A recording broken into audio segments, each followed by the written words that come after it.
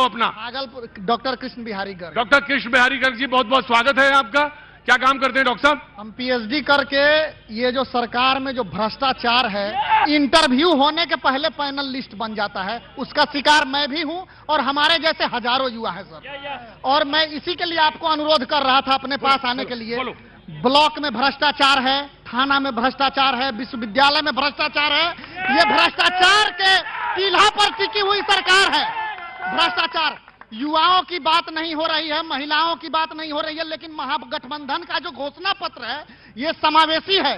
सबों का ख्याल रखा गया है और निश्चित रूप से बिहार की आम आवाम इस बार बदलाव करेगी। और मैं एक बात कहना चाहता हूं, यदि ये सरकार 20 साल में उतनी ही अच्छी काम की होती तो 20 साल के उपलब्धि पर वोट मांगती, 30 साल पूर्व के बाद पर वोट नहीं मांगती। ये लोग निर्लज्ज है और झूठ का कसीदा करते हैं। विकास, ये बगल में रोड बना हुआ है, आरजेडी जो है मछली, क्या कहते हैं, बिल्ली को मछली दे दीजिए जोगने के लिए, वही आरजेडी है।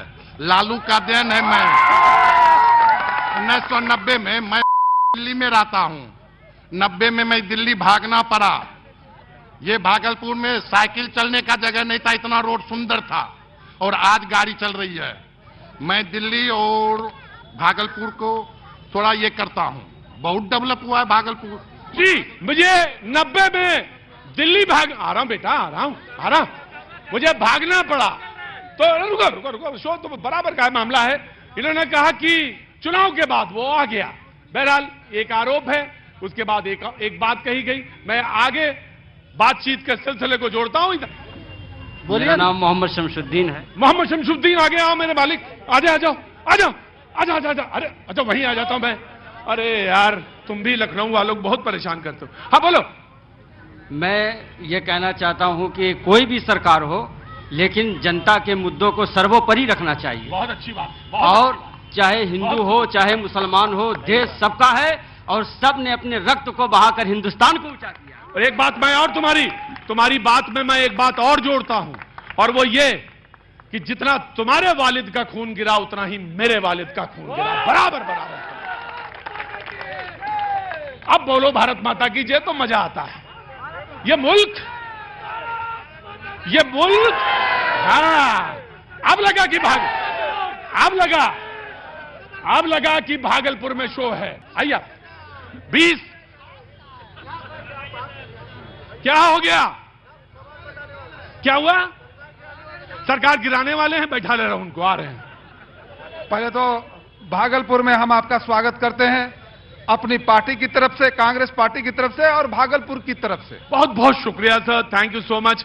मैं भी आपका बहुत तहे दिल से और बहुत दिल से खैर मकदम करता हूं। बहुत बहुत शुक्रिया, थैंक यू सो मच। और ये सर, विकास की बात होनी चाहिए। डबल इंजन की सरकार है बिहार के अंदर और देश के अंदर।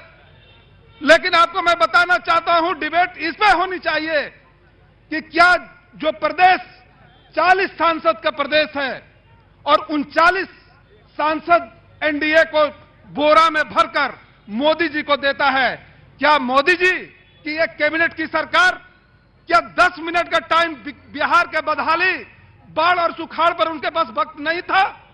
क्या 26 सांसद का गुजरात आज हम पर रूल करता है? सारा इंडस्ट्री गुजरात के अंदर है और बिहार भूखमरी, बेबसी, पलायन का शिकार है। हमारे लोग आप छठ पूजा में देखते होइएगा, एजेंडा फिक्स मत कीजिए, आप बात कीजिए विकास का।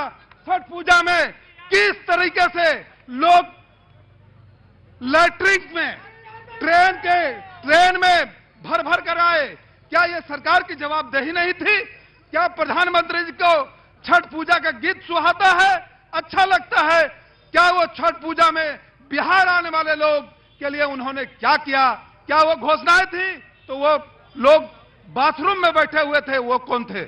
और क्या जो गुजरात में डेवलपमेंट हुए, जो गुजरात में इंडस्ट्री लगी, क्या बिहार में 10 वर्षों में लगी? बात इस पर होना चाहिए, बात पलायन की होना चाहिए, बात शिक्षा की होना चाहिए, बात स्वास्थ्य की होना चाहिए।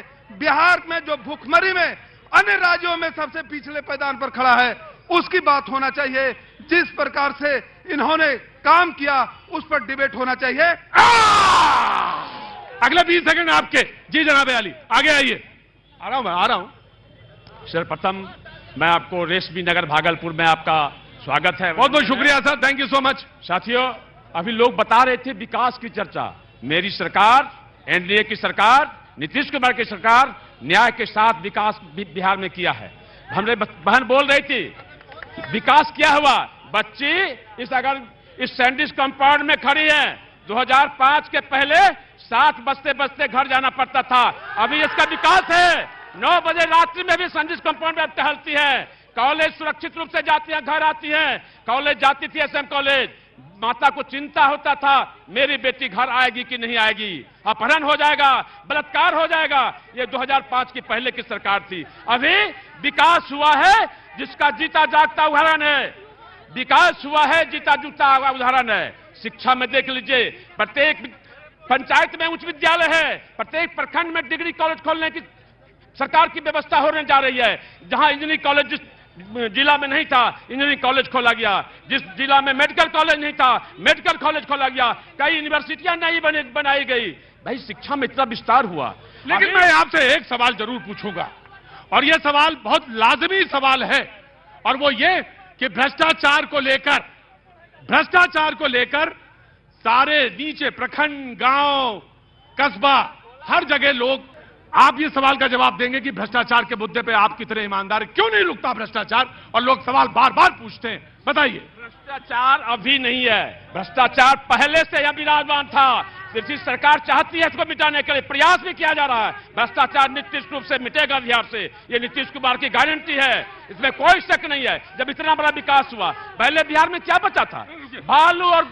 बालू का सिवा कुछ नहीं बचा था। लेकिन जब उतना बिखरा हुआ बिहार नीतीश कुमार के हाथ में मिला था, उतना भ्रष्टाचार फैला हुआ था बिहार में। नीतीश कुमार को विकास की राह पर लाने में समय लगेगा। राइट।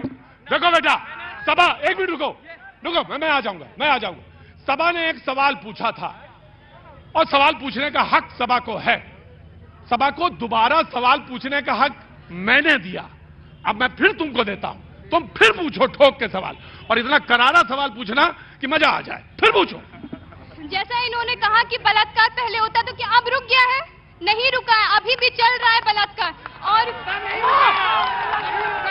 विकास क्या हुआ है? मैं पूछना चाहती हूँ कि मॉब लीचिंग, बाप रे बाप, अभी तो और बढ़ गया है। जैसा कि देखा जाए तो मॉब लीचिंग भी हो ही रहा है, बल्कि मुस्लिम हिंदू को अभी भी इतना ज्यादा मारने लगा है। मैं तो मोदी जी से ये कहना चाहती हूँ कि पहले के दिन ही मुझे लौटा दी। विकास नहीं चाहिए मुझे। पहले के दिन जहाँ मुसलमान हिंदू का भाई हुआ करता था, हिंदू भाई मुसलमान का हुआ करता था, मुझे वो दिन चाहिए। राइट। क्या नाम है बाबू? चंदन ठाकुर। चंदन ठाकुर भैया नमस्ते, कैसे हैं? आपको भी बहुत बहुत नमस्कार है। ये कर्ण की धरती पर और रेशमी सर भागलपुर में आपके पूरे टीम का हार्दिक अभिनंदन है। और जैसा कि यहाँ पे हमारे राजद के नेता बड़े भाई भी हैं, हमारे डॉक्टर चक्रपाणी हिमांशु जी, बहुत पढ़े लिखे आदमी है, बहुत, और बहुत बढ़िया आदमी है।